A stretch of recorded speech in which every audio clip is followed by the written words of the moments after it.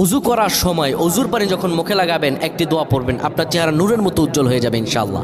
আপনার চেহারা নূরের মতো উজ্জ্বল হয়ে যাবে, চেহারা থেকে ব্রণ, মেস্তা, কালো দাগ সহ যাবতীয় সমস্যাগুলো আল্লাহ তাআলা দূর করে দিবেন এবং আপনার রিজিকে বরকত হবে ইনশাআল্লাহ।